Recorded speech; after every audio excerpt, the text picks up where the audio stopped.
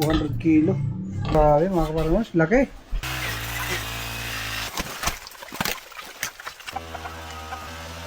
Sa kanila yung dahon, akin yung stem.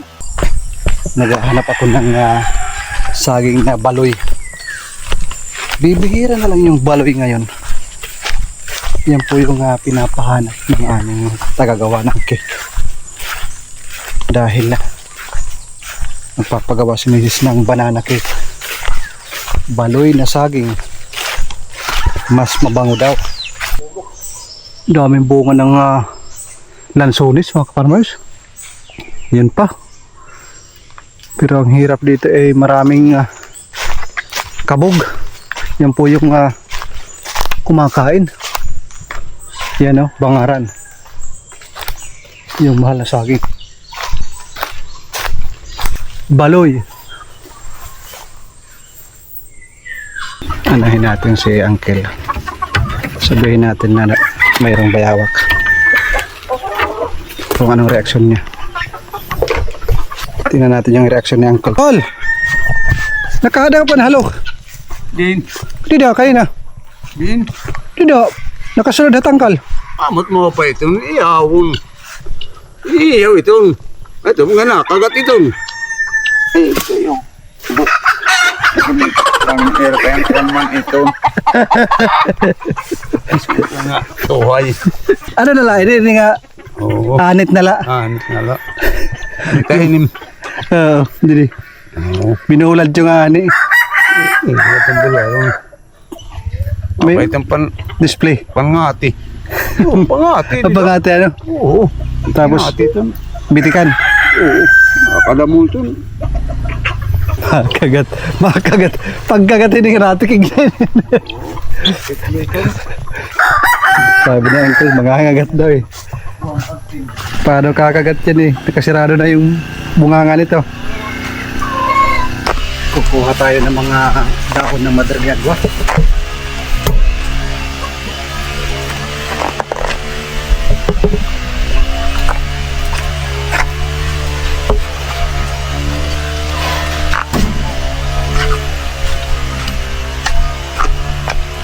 Yung ating pabo, hindi pa natin nabibigyan ng madre de agua.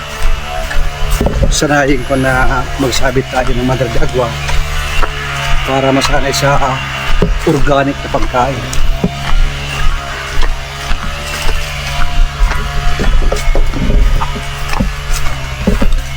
Tatapos ko lang magpakain ng ating mga alaga.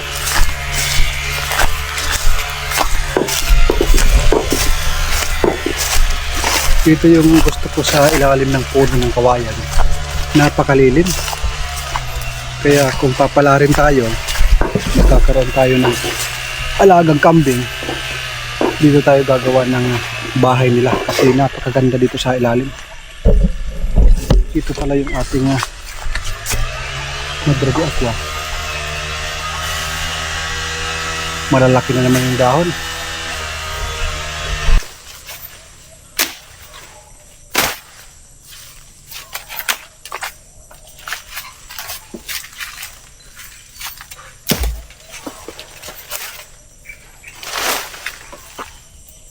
Kailangan putulan, masyado mataas. Pag sobrang taas, hindi na maabot.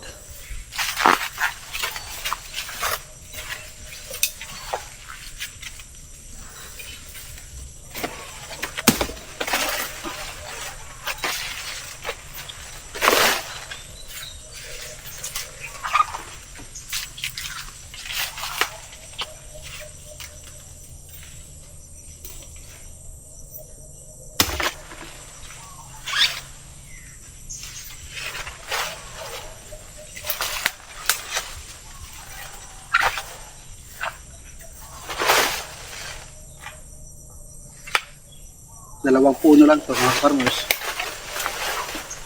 Hindi ko nadadamihan, baka hindi maubos.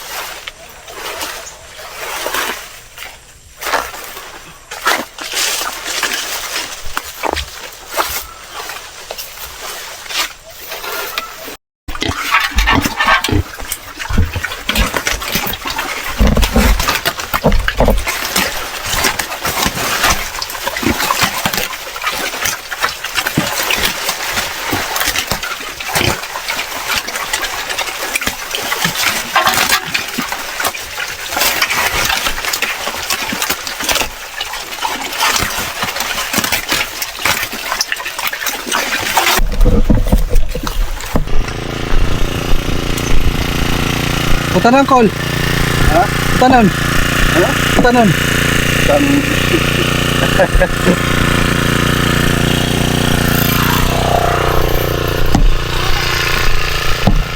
Bibigyan natin yung ating kaalagang na heritage chicken at saka yung pabo. Sabi ko kay Uncle, gawing gulay. Yung iba kasi yung mga matatanda na hindi alam yung Madre de Agua.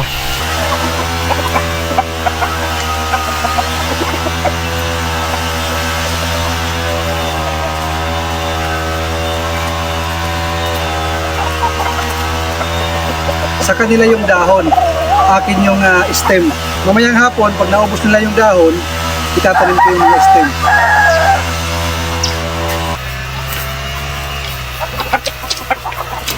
Dito tayo, dito.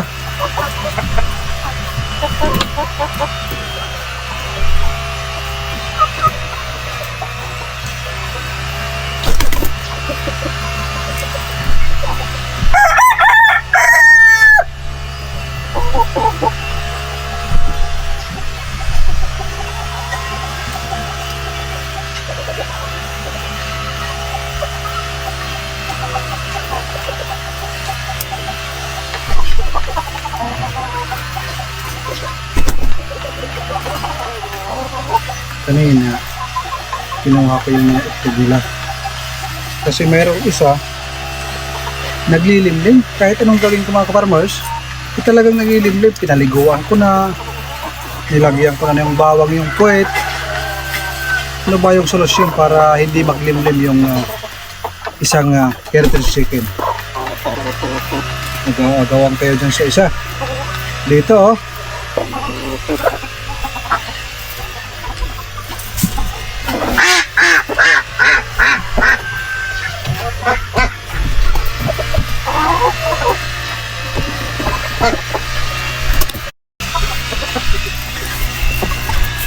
Tingin nga ng itlog mo. Mamasa-masa pa oh. Brown na brown. Gusto nila mga itlog dito sa gitna. Sige na, tapos ka na. Good girl. Dahan-dahan nagdadry mga kaparmers. Ayan. Dumidikit. Ayan. Pag nag-dry, ganyan ang kulay. Yan na, na-dry na mga kaparmers.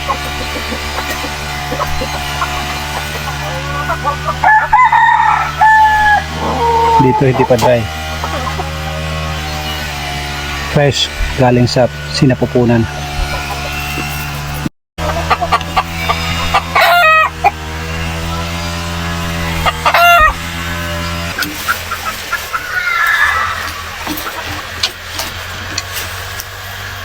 Tatakot sila. Pero mamaya lalapit yan.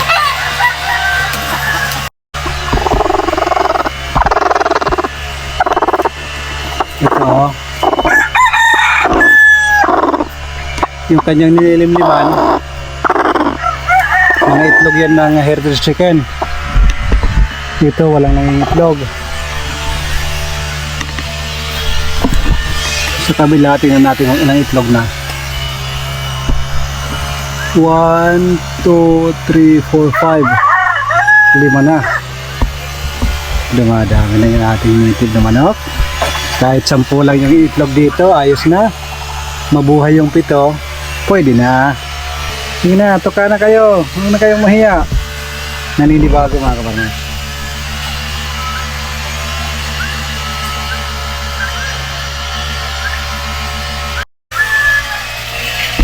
Dito yung ating mga latundan na tinanim. Sinadya ko yan sa gilid ng kulungan. Kasi nandito ang pinakamainit pagdating ng alas 2, alas 3. Dito yung sinag ng araw, napakainit. Kaya para mabawas-bawasan yung init, ayan, nagtanim tayo ng bilanghoy. Yan, mataas na. At saka ito yung susunod, yung latundan. Pag dumami na yan dyan sa gilid ng kulungan, yung kanyang lilim mapupunta doon sa loob ng kulungan ng ating mga alaga. Umaambon na naman yung ating mga alaga, busy.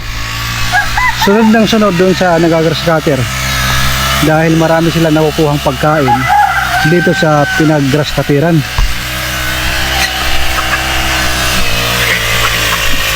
Tutulong ako mag-grass cutter para malaki yung para malaki yung malinis na yung araw.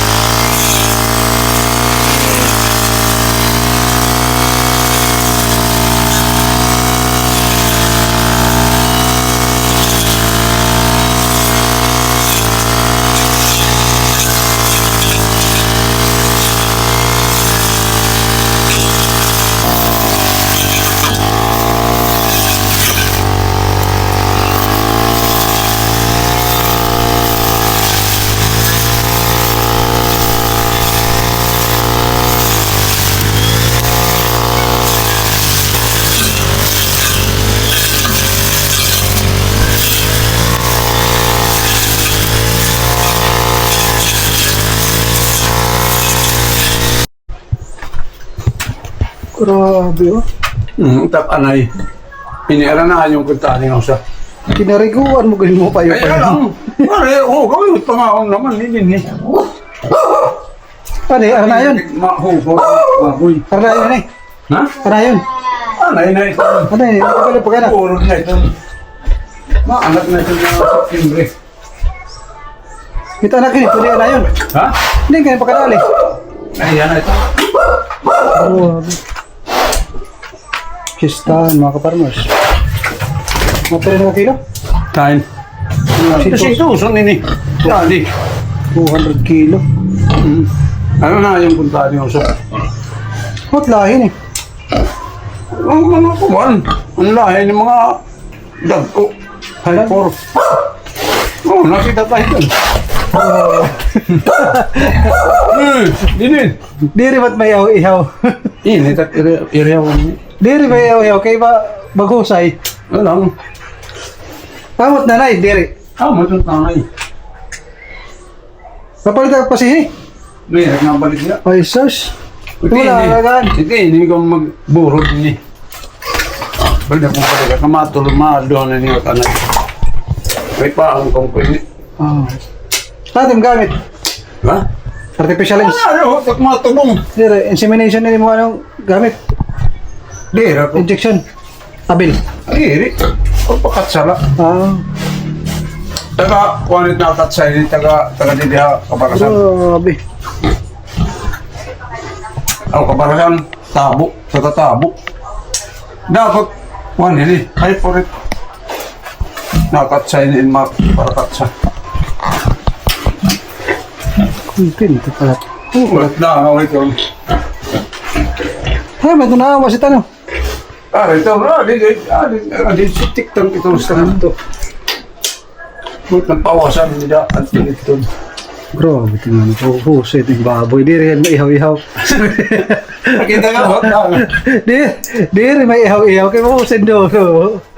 Ano, baka sugat doon dyan, JC. Hindi naging pamaligya. Kasi sarayaw ka dito. Grabe mga kaparmers. 200 kilos. Sobra na yun. Sobrang na 200. Damat nakakita yun. Sobra na 200 na. Alag ko mo baboy. Mga estimate 200 plus. Mamulay ito. Pero na yun. Tinaman, tara na. Yung mga kuwan, inibila din niya ako. Mahal na no? Oo, kung usagay. Ito pang huset ka yun. Bila din niya. Hindi kaya pa kapalitin na no? Kambing na inihag to. Yung balik niya napalitin niya din niya. Kuhan. Paano yan? Mga pera mga 300 kilos na yun eh. Sumubra. Sumubra. Ay nga, nito. Kaya para kwanto. Grabe pag tumuk daw ini. Kaya kapabuhat ang ko. Ito nga, ani. Hindi. Hindi.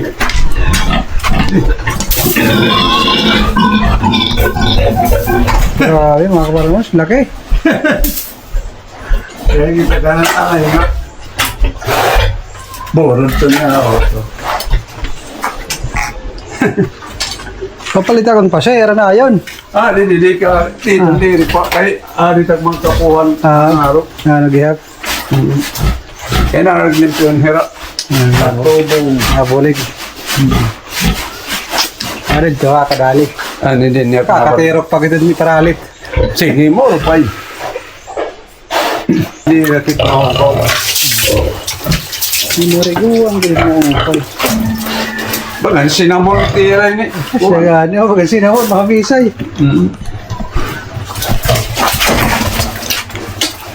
Pero ayaw lang ito nila.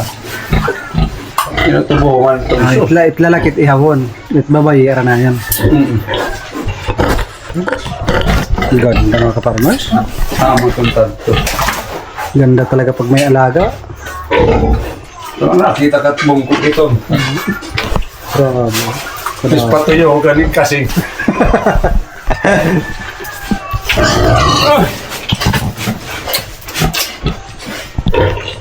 Litso, ano nung tali na tumalilitso. Ano pag lechon dito? Kuri-kuri yan dito. Muna. Paangkol na la. Pahusay. Hindi nga niya tangkal. Alauna 35 mga kaparmers. Kababalik ko lang galing sa bahay. Katapos ng lunch, pahinga. Si Uncle, akala ko mag-whole day. Sabi niya tama na. So ang kanyang trabaho, 2 araw at kalahati. Akala ko mag-whole day siya ngayon para 3 days. So sabi niya, okay na yun dahil gumagana naman yung grass cutter mo. Kaya mo na yun. Kaya ito, 2 sana kami ngayon kung hindi siya nag-update. Mas maganda kasi pag mayroong katulong yung partner. Mas nakakagana mo trabaho.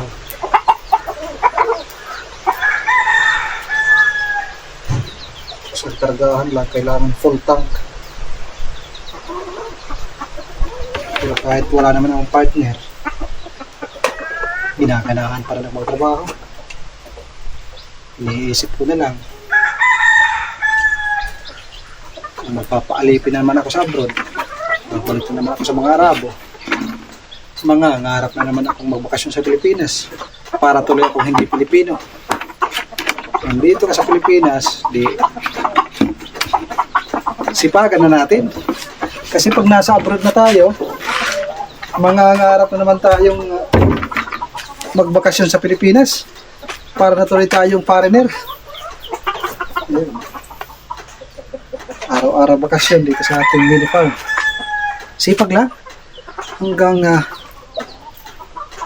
maging maganda dito. Dahil pagkatapos kong i-grass cutter yan lahat, clearing operation, lahat ng mga kahoy-kahoy at mga hindi maganda ilalagay sa gilid. Tapos, ang kasunod, ito. Dito sa gilid, doon sa gilid ng ating triangle house, dapat garden, dapat maganda. At yung pinapangarap ko, sabi ko kay Mrs., di ba yung usapan natin, simple lang. Hindi tayo sa Pilipinas, kahit hindi malaki yung ating kinikita, ang importante pinakain tayo ng mga fresh na gulay, fresh na itlog. So, hindi katulad nung nasa abroad tayo na malaki nga ang kinikita natin.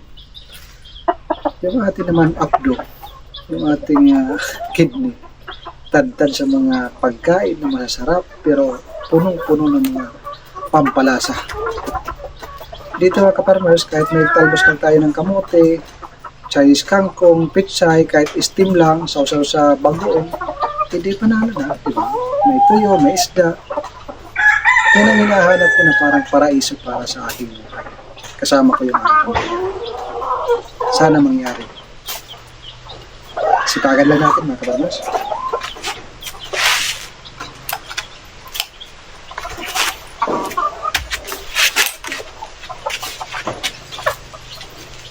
Ito na. Pag nakapaandar ako, talagang susulitin ko yan.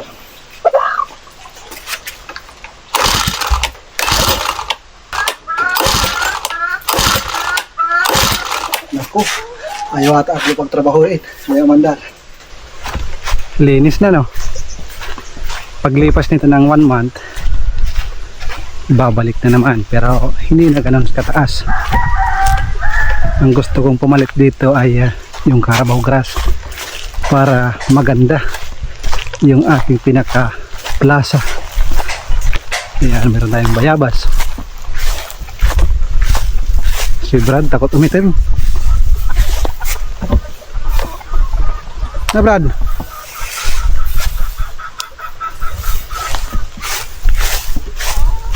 May makita kang bulawan, Brad. May kamakit ang bulawan, bahin niya ako. Ito nga kita kuya, mag-rito. Uulan tuloy, Brad. Dito ako magsisimula. Wala nang kawain dyan. Dito po na, Brad, ha? Dito mga puno, atong mga... Dili? Oo. Katulad dito nakapakatambak. Dili? Oo.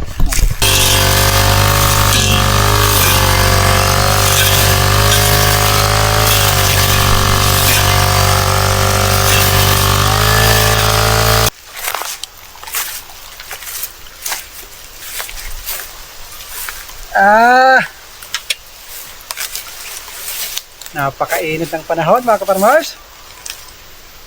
Dito kami na dyan sa gilid ng ilog, gilid ng ilog, ilalim ng puno ng Filipino bamboo. Hindi naman to Chinese bamboo. Ito ay waray bamboo. Waray-waray bamboo.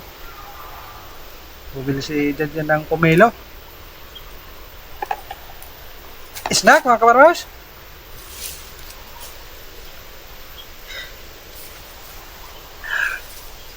Hapdi lang si Uncle Nale. Iniwan ako.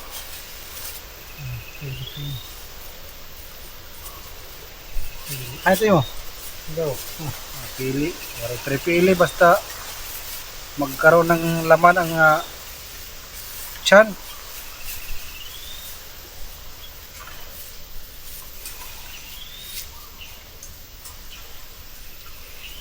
Kahapon pa to ah.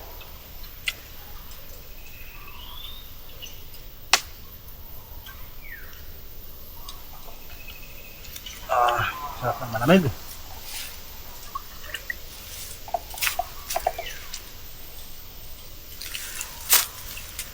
Yung sinasabing pangalawang init, bahaw. Napakalaking tulong talaga itong kawayan na ito. Siguro kung gagawa tayo ng extension, mas mainam na dito tayo maggawa ng kulungan sa ilalim. Napakalamig oh.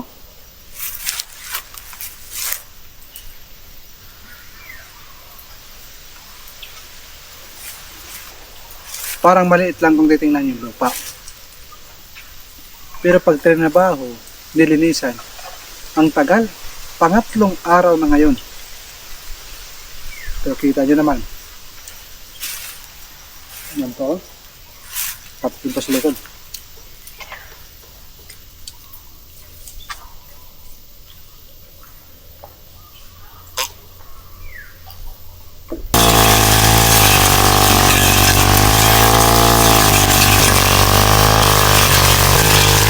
Ayan, natapos din. Nakita na. Ito na lang yung natitira. Ito na lang banda. Once na matapos to, kitang-kita na lahat paligid ng ating triangle house. Ito na lang. Siguro kung sasadyain bukas, tapos yan bukas. Pero kung baga banjing-banjing lang every morning or hapon, 2 araw.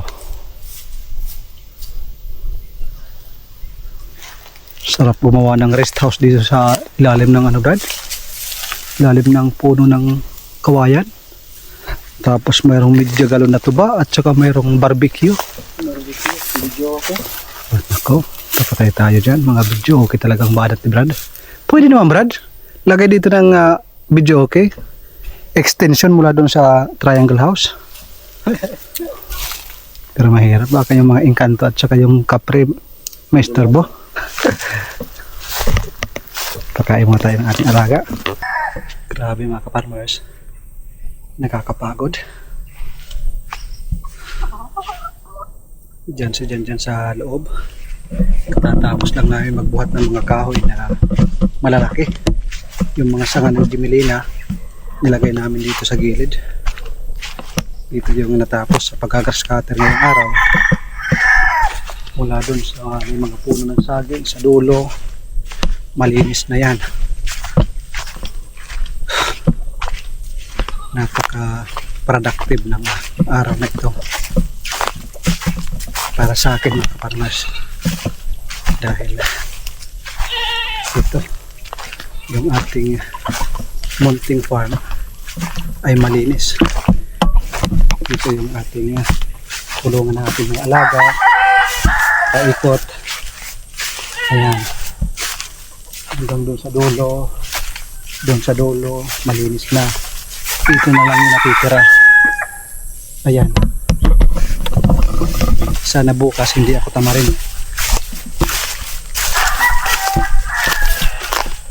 Dito banda yung aking na. Ayan. Yan yung ating kailangan pang i-grass cutter. Inisprehan ko na yan ng herbicide. Pero mas mainam kung gagas cutter natin para malinis.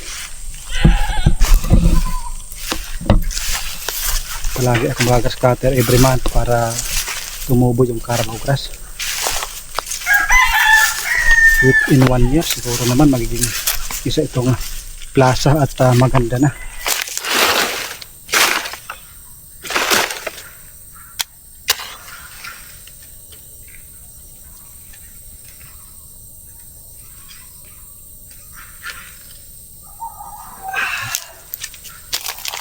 So, bago ang lahat,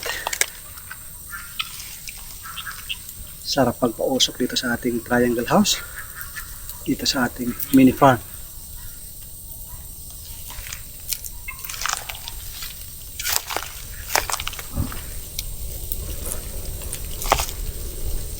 Dalawang araw na, hindi umuulan.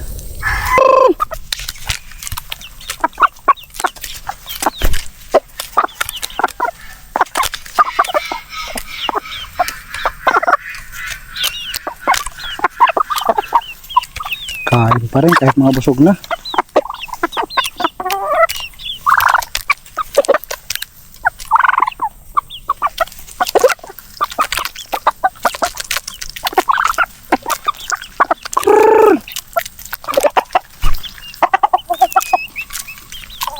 Yung iba nandun sa galaan.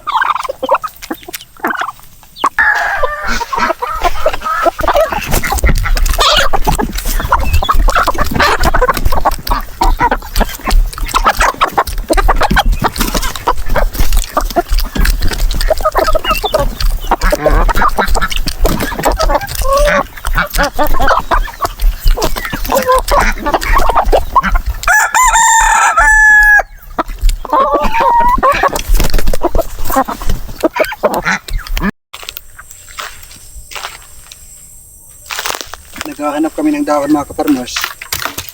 Meron ako nakita dito. Mga taga-probinsya na kilala nito. Oh. Ang tawag dito sa amin ay uhong. Ayan. Kaso maliit. Sa una, ginagataan, tinutula, minsan na inihaw. Isa itong klase ng mushroom.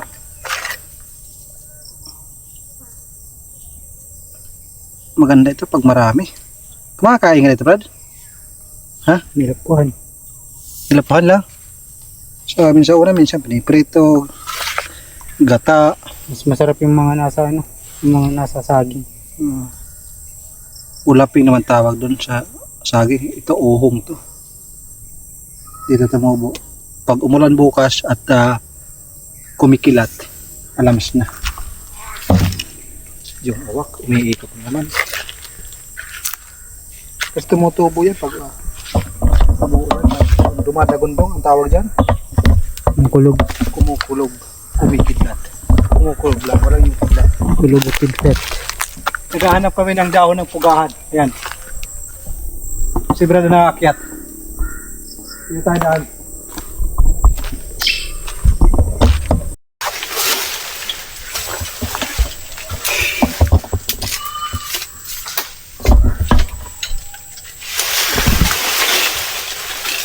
Pasya isa. Ito pang isa oh.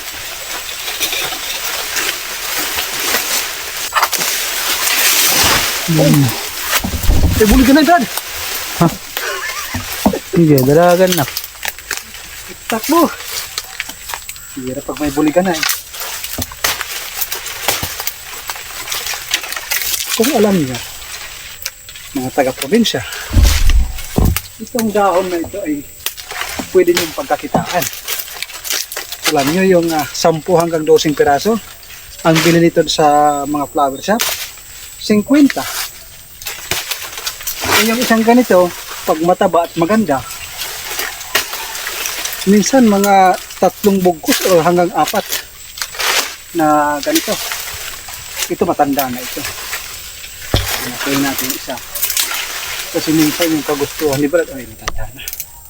Minsan gusto ni Brad matanda eh. Iba yung mga tipo ni Brad. Pang sugar mommy. Tatawasan lang kayo mga ka-farmers. Kinaramdam ko na yung pagod. Ito batang-bata.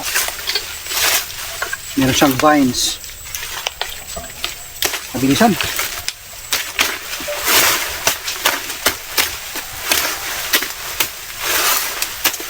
Sabay-sabay na yung pagkuha.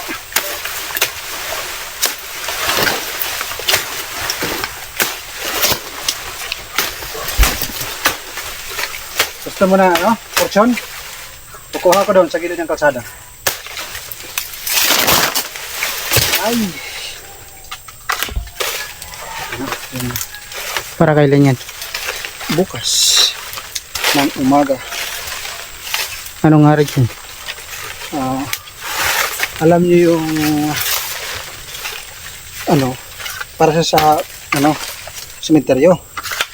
Pero gusto niya hindi yung parang basket. Alam mo yung nasa ibabaw ng coffin. Ah, ganun. Ayun, yung papla. Paplat lang. Ayun, yung gusto niya. Yung mga gusto ko kay Brad.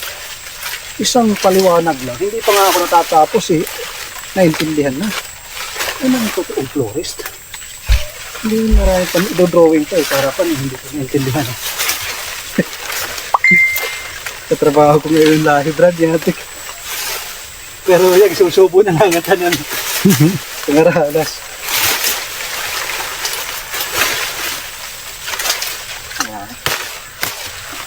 Nagpaalam na ako kanina sa inyo mga farmers. Ito na naman, magpapaalam na naman ako. Dahil nga, tumawag si Mrs. Mayroong order, 2. Pang bulaklak para sa cemetery. Bibisit. So ito, sobra pa ito. Sa 2 oras mo. Ilang oras mo ito, Brad? Pag maliit lang. 3 yun. Stand. May stand, isa lang yan. Hindi nga taabot yun eh.